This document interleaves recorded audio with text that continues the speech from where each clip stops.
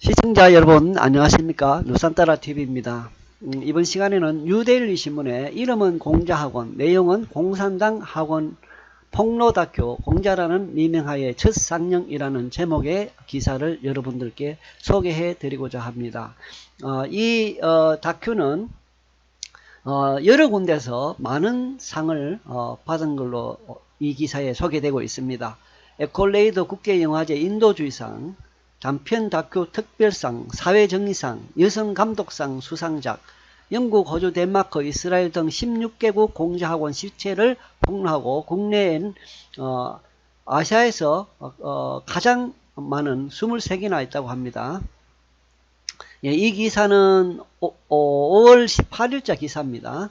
오늘이 5월 26일인데 이 기사 내용을 여러분들께 소개해 드리겠습니다. 중국 정부가 공자 정신을 알리겠다는 취지로 전 세계에 설립한 공자학원이 실상은 공자의 사상이 아닌 마오쩌둥의 사상이나 공산당 이념을 전파하는 선전기관임을 폭로하는 다큐멘터리가 국내 최초로 상영된다.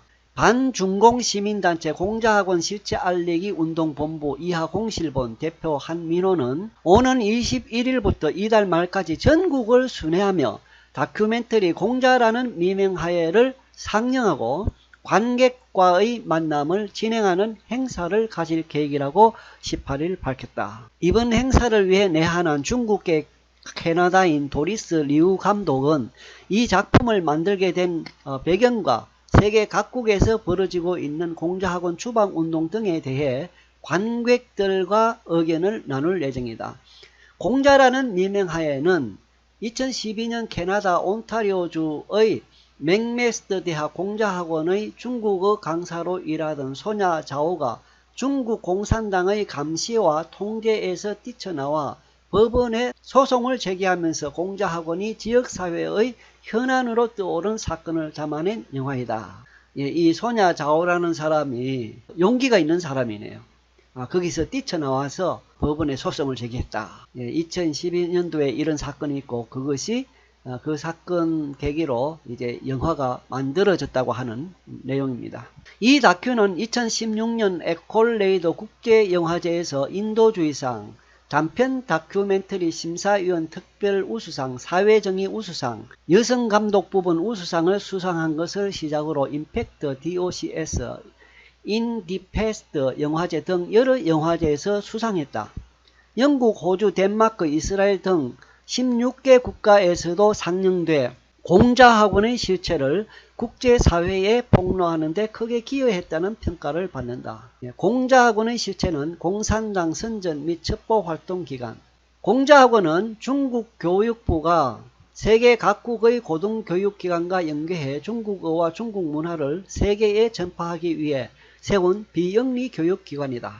세계 최초로 노무현 정부 시절인 2004년 서울의 공자학원 서울공자아카데미이 설립됐고 공자학원 본부는 2007년 4월 9일 베이징에 설치됐다. 지난해 4월 기준으로 162개 국가에 545개 공자학원, 1170개 공자학당이 설치돼 운영 중이다. 우리나라에서는 전 세계에서 세 번째, 아시아에서는 가장 많은 23개의 공자학원이 서울부터 제주까지 전국에 걸쳐 운영되고 있다. 공자학원은 교육부 소속 한반이라고 알려진 국가 한어국제주강영도소조 판공실에서 관리하는 것으로 알려졌다. 그러나 보이지 않는 붉은 손, 이 책의 이름입니다. 클라이브 해밀턴 머라이크 올버그 저 되어 있습니다. 보이지 않는 붉은 손, 히든 핸드에 따르면 중국 공산당의 선전부가 자금을 대고 교육부를 통해 이 자금이 세탁되고 있는 것으로 전해졌다. 각국에 퍼진 공자학원이 중국 공산당의 지휘하에 체제선전을 위한 공작소로 이용되고 있다는 것이다. 신진호 연세대 인문학연구원 전문연구원에 따르면 공자학원에 대한 음모론이 처음 제기된 것은 2007년 6월에 캐나다에서 중국어로 발행되는 황구우보에 실린 기사였다. 이 매체는 공자도 스파이 노릇을 하는가 라는 제목으로 캐나다에 세워진 공자학원은 사실상 중국이 외국에 2대 올로기를 수출하는 무대이자 체제선전과 첩보활동을 위한 기관이라고 보도했다. 2018년 2월 미국 상원정보위원회 청문회에 출석한 크리스토퍼 레이 FBI 국장은 중국 정부가 중국계 교수나 학생 등을 정보 수집 요원으로 활용하는 행태가 다수 포착됐다며 공자학원이 중국 공산당의 사상 선전과 스파이 활동의 거점이 되고 있다고 지적한 바 있다. 공자학원 교재의 위대한 지도자 마오쩌둥 찬양 실력.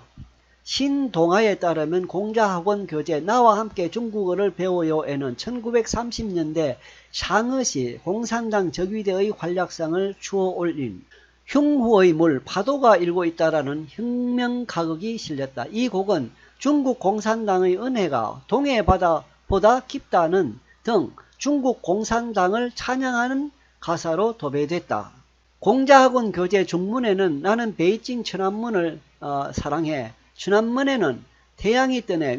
위대한 지도자 마오 주석 우리를 앞으로 이끄시네라고 마오쩌둥을 태양에 비유한 노래가 실렸고, 당대 중국에는 쩌둥은 동양 사람에게 행복을 가져다 준다. 마르크스를 만나러 가는 것은 하느님을 만나러 가는 것과 다를 바 없다는 내용이 담겨 있다. 또 공자학원 교재 중국 이해하기에는 공자가 농민을 차별하고 탐욕스러웠다든가 벼슬 하기 좋아하는 속물이었다는 식으로 논어를 왜곡한 글도 실려 공자학원이 공자의 이름만 빌린 중국 공산당의 선전기구라는 여러 학자들의 주장을 방증하고 있다. 정경희 국민의힘 국회의원은 지난해 국정감사에서 공자학원 온라인 웹사이트에 올라온 항미원조라는 애니메이션은 6.25 전쟁이 미국의 침략에 저항해 조선을 지원한 전쟁이고 중국군의 참전을 통해 한반도의 평화가 지켜졌다는 내용을 담고 있다고 지적했다. 이 다큐멘터리는